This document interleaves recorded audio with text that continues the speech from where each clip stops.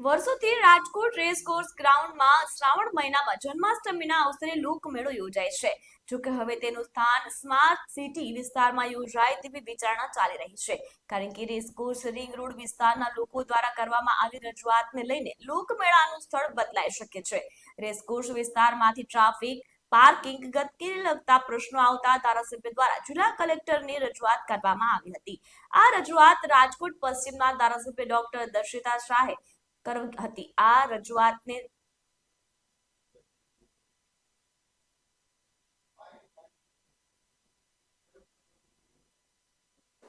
આપણે જાણીએ છીએ કે રાજકોટમાં સાતમ આઠમનો લોકમેળો યોજાય છે અને જેમાં ખૂબ મોટી સંખ્યામાં આસપાસના વિસ્તારના લોકો આ લોકમેળાનો લાભ લે છે.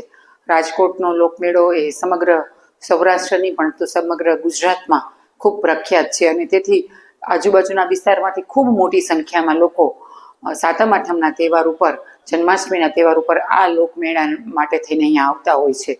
આ સંદર્ભે રેસકોર્સ જે રાજકોટનું હાર્દ છે ત્યાં આ લોકમેળો યોજાતો હોય છે. પરંતુ આ લોકમેળાને લીધે થઈને આસપાસના રહેવાસીઓ દ્વારા અને આસપાસના લોકો દ્વારા વારંવાર અનેક વખત મને આ બાબતે રજૂઆત મળેલી હતી કે આ લોકમેળાને લીધે થઈને ત્યાં ગંદકીના તેમજ પાર્કિંગના અને ટ્રાફિકને લગતી ખૂબ સમસ્યાઓ આસપાસની રહેતા લોકોને થાય છે. બીજું, દિવસે દિવસે રાજકોટનો વ્યાપ પણ વધતો જાય છે અને એને લીધે થઈને લોકમેળામાં આવનારી સંખ્યા ખૂબ વધતી જાય છે. ત્યારે હવે જે રેસકોર્સનું ગ્રાઉન્ડ છે એ લોકમેળા માટે પણ થોડું નાનું પડે છે.